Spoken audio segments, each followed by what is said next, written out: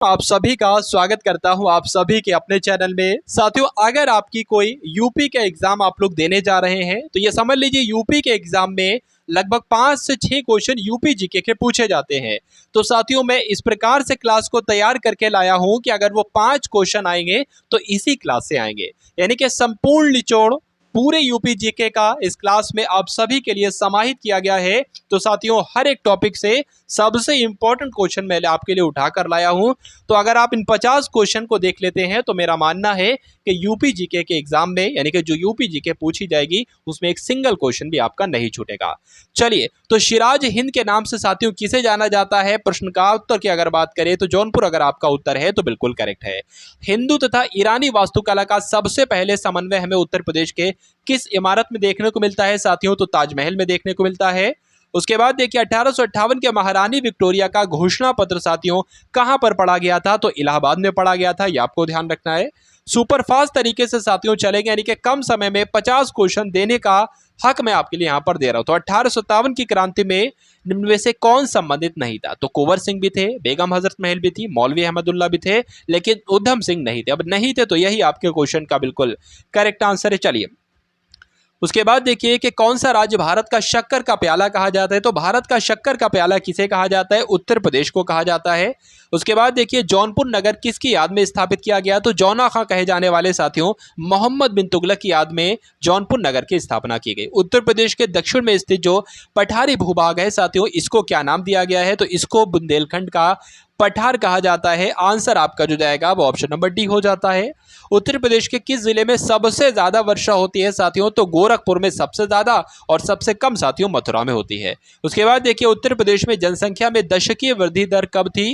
यानी कि जो 1991 से 1911 वाली साथियों जो जनगणना हुई थी, इसमें जनसंख्या में सबसे ज्यादा वृद्धि दर्ज की गई थी। उसके बाद देखिए अगला प्रश्न है कि जनगणना 2011 के अनुसार उत्तर प्रदेश में उच्चतम साक्षरता दर वाला जनपद कौन था? तो गाजियाबाद की अगर बात करें सबसे ज्यादा साक्षरता दर थी, सबसे कम कहां थी? श्रावस्ती में थे। उसके बाद देखिए उत्तर प्रदेश के कौन से क्षेत्र आद्य कल्प की प्राचीनतम शैलियों में से निर्मित है? तो यहां पर राइट आंसर की बात करें बुंदेलखंड आपका राइट आंसर हो जाएगा, यानी कि उत्तर प्रदेश का वो क्षेत्र यानी कि बुंदेलखंड वाला क्षेत्र ये आद्य कल्प की प्राचीनतम शैलियों में से निर्मित है, आपको ध्यान रखना है। उत्तर प्रदेश किस प्राचीन भूभाग का हिस्सा है साथियों? तो आपको ध्यान होना चाहिए, ध्यान क्या, ये तो भाई कई बार क्वेश्चन आपसे पूछा जा चुका है परीक्षाओं में, मैं भी आपको करवा चुका हूं कि उत्तर प्रदेश साथियों गोंडवाना लैंड का हिस्सा था। उसके बाद देखिए उत्तर प्रदेश के भौगोलिक क्षेत्र में कौन सम्मिलित नहीं है? तो उत्तर प्रदेश के भौगोलिक क्षेत्र में साथियों तराई क्षेत्र भी है, गंगा यमुना मैदान भी है और बुंदेलखंड का पठार भी है, लेकिन हिमालय साथियों नहीं है। उत्तर प्रदेश में भावर की तंग पट्टी किस क्षेत्र में मिलती है? आपसे पूछा जा रहा है साथियों, तो कंकरीले क्षेत्र में मिलती है, इसलिए आंसर आपका अगर है ऑप्शन नंबर ए तो बिल्कुल करेक्ट है। उसके बाद देखिए उत्तर प्रदेश का लिंग अनुपात कितना है? तो 912 साथियों उत्तर प्रदेश का लिंग अनुपात है। चलिए, उत्तर प्रदेश की साक्षरता दर के बारे में अगर हम लोग बात करते हैं तो 67.68% ये साथियों यूपी की साक्षरता दर थी 2011 के अनुसार। उसके बाद देखिए अगले नंबर का प्रश्न आपकी स्क्रीन पर है साथियों, पूछा जा रहा है कि उत्तर प्रदेश में सबसे ज्यादा वर्षा वाला क्षेत्र कौन सा है? तो तराई क्षेत्र है।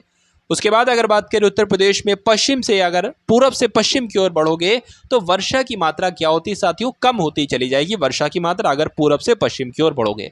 उत्तर प्रदेश का सबसे ज्यादा नम भूमि यानी कि वेटलैंड वाला जिला आपसे पूछा जा रहा है, तो वो जिला कौन सा है साथियों? वो जिला है सोनभद्र। नेक्स्ट नंबर का प्रश्न है कि उत्तर प्रदेश विधानसभा के पहले अध्यक्ष साथियों कौन थे? तो पुरुषोत्तम दास टंडन उत्तर प्रदेश विधानसभा के पहले अध्यक्ष थे। साथियों, अगर आपको वीडियो पसंद आ रही हो, अगर क्वेश्चन पसंद आ रहे हो, अगर बेहतरीन क्लास लग रही हो तो इसके लिए चैनल को सब्सक्राइब करेंगे, क्योंकि इसी प्रकार की वीडियो आपको इस चैनल के माध्यम से फ्री उपलब्ध कराई जाती रहेंगी। तो एक साथियों प्यारा सा कमेंट भी कर देंगे, अगर वीडियो में कोई कमी लग रही है तो उसके बारे में भी वीडियो सेक्शन में आप लोग बता देंगे। चलिए, उत्तर प्रदेश में अवनालिका अपर्दन से सबसे अधिक प्रभावित जिला साथियों जो है वो कौन सा है? बताने की कोशिश कीजिए। तो वो साथियों इटावा है, इसलिए आंसर आपका ऑप्शन नंबर बी हो जाता है। उत्तर प्रदेश में वायु अपर्दन से सबसे ज्यादा प्रभावित क्षेत्र साथियों कौन सा है? तो पश्चिमी क्षेत्र है, ये आपको ध्यान रखना है। आंसर आपका किस ऑप्शन के साथ? डी के साथ। चलिए, बांगर और खादर निम्नलिखित में से किस प्रकार की मिट्टी है साथियों? तो आपको मालूम होना चाहिए जलोढ़ मिट्टी दो प्रकार की होती है, भांगर मिट्टी और खादर मिट्टी। लाल मिट्टी की अगर बात करें तो ये कहाँ पर पाई जाती है साथियों? मिर्जापुर और झांसी में लाल मिट्टियां पाई जाती हैं। निम्नलिखित में से भूमि के ऊसर यहाँ पर लिखा होना चाहिए था। तो ऊसर जो हो जाती मिट्टी ये किस वजह से हो जाती है? तो जल निकासी की जो उचित प्रबंध नहीं हो पाता ये भी एक कारण है, लवण युक्त जल से सिंचाई होती है ये भी एक कारण है, और क्षारीय उर्वरकों का लगातार इस्तेमाल किया जाता है ये भी एक कारण है भूमि के ऊसर होने का। तो जिनका आंसर डी है बिल्कुल करेक्ट है। उसके बाद देखिए उत्तर प्रदेश के किस भाग में मरुस्थलीय मृदा पाई जाती है? तो उत्तर प्रदेश के साथियों पश्चिमी भाग में कौन सी मृदा पाई जाती है? मरुस्थलीय मृदा पाई जाती है, ये आपको ध्यान रखना है। निम्नलिखित में से कौन सी साथियों उत्तर प्रदेश की पेयजल परियोजना है? बताने की कोशिश कीजिए। तो उत्तर प्रदेश की पेयजल परियोजना की अगर बारे में बात करें तो गोकुल बैराज परियोजना ये साथियों उत्तर प्रदेश की पेयजल परियोजना है। चलिए उसके बाद देखिए हथनी कुंड परियोजना ये किस नदी पर स्थित है? बताइए। तो किस नदी पर साथियों स्थित है? ये यमुना नदी पर स्थित है, इसलिए आंसर आपका जो जाएगा वो ऑप्शन नंबर बी हो जाता है। निम्नलिखित में से कौन सा सुमेलित नहीं आपसे पूछा जा रहा है? देखिए अगर बात करें तो माता टीला की अगर बात करते हैं साथियों ये कहाँ पर स्थित? तो ये बेतवा नदी पर स्थित है। रेहंद की अगर बात करते हैं तो ये रेहंद नदी पर स्थित है, और रानी लक्ष्मीबाई की बात करते हैं तो ये बेतवा नदी पर ही स्थित है। यहाँ पर साथियों जो नदियां ये नदियां है ना, नदियां ठीक है, बेतवा नदी यमुना नदी ये मिसमैच हो गई हैं। तो कुल मिला के पॉइंट आपको ध्यान रखने हैं, तीन बातें मैंने आपको बताई हैं। चौथी बात आपको ध्यान रखने है कि राजघाट बांध साथियों जो है ये भी बेतवा नदी पर स्थित है। उसके बाद देखिए फुलहर झील भारत के किस राज्य में स्थित है? तो ये तो साथियों फुलहर झील की अगर बात करें ये उत्तर प्रदेश में स्थित है। कहां पर? उत्तर प्रदेश में। तो जिनका आंसर डी है बिल्कुल करेक्ट है। साथियों वीडियो को अगर आप लोग शेयर करेंगे तो मुझे बहुत अच्छा लगेगा, क्योंकि मालूम पड़ जाता है साथियों वीडियो को कितने लोगों ने शेयर किया है। चलिए तो खतीमा जल विद्युत केंद्र किस शहर में स्थित है? तो खतीमा जल विद्युत केंद्र साथियों कहां पर स्थित है? तो कहां पर स्थित साथियों? शारदा नहर पर स्थित है। उसके बाद देखिए कि निम्नलिखित में से किस नदी के तट पर गोरखपुर स्थित है? तो राप्ती नदी के तट पर साथियों गोरखपुर स्थित है।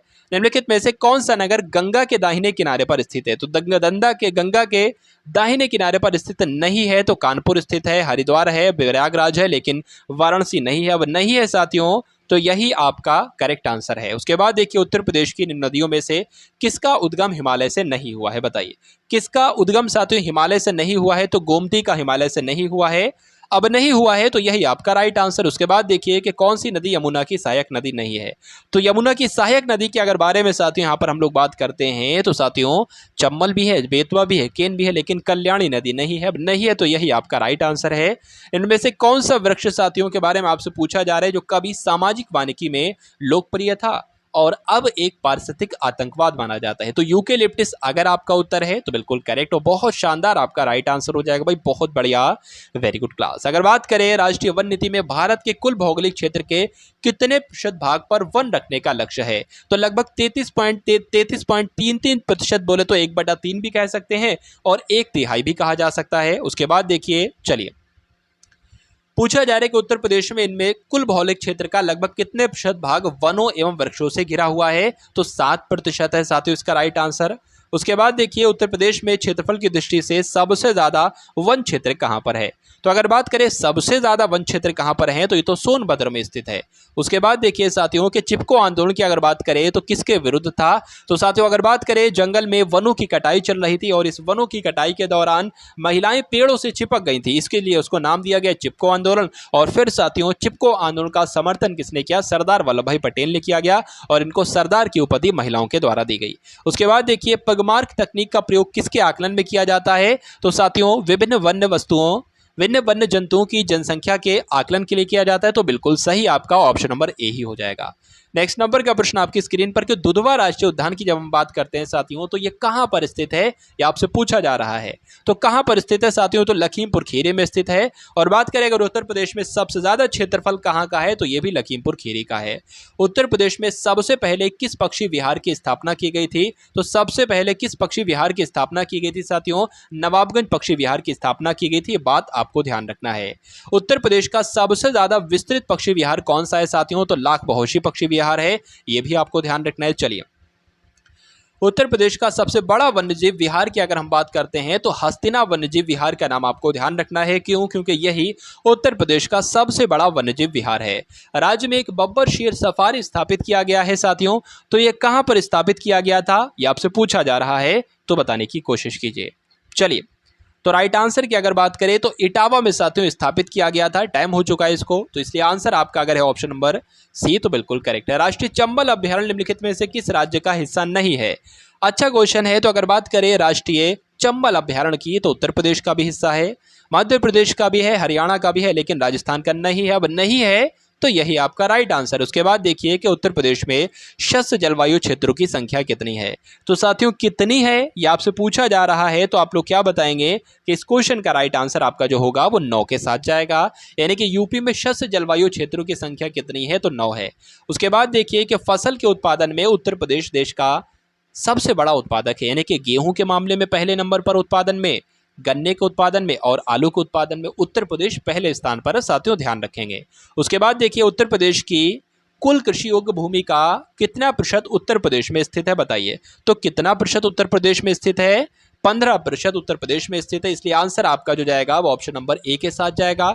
और जिनका भी आंसर यहाँ पर ऑप्शन नंबर ए है तो बिल्कुल करेक्ट है भाई, बहुत बढ़िया, वेरी गुड क्लास। तो साथियों क्लास आपको कैसी लगी एक बार कमेंट सेक्शन में आप लोग बताना ना भूलेंगे। वीडियो को लाइक करेंगे, वीडियो को शेयर करेंगे, चैनल को सब्सक्राइब करेंगे। अगर सिलेक्शन आपको लेना है तो ये 3 काम आपको करना होंगे। तो मिलते हैं हम सभी लोग आने वाली वीडियो में। जय हिंद साथियों।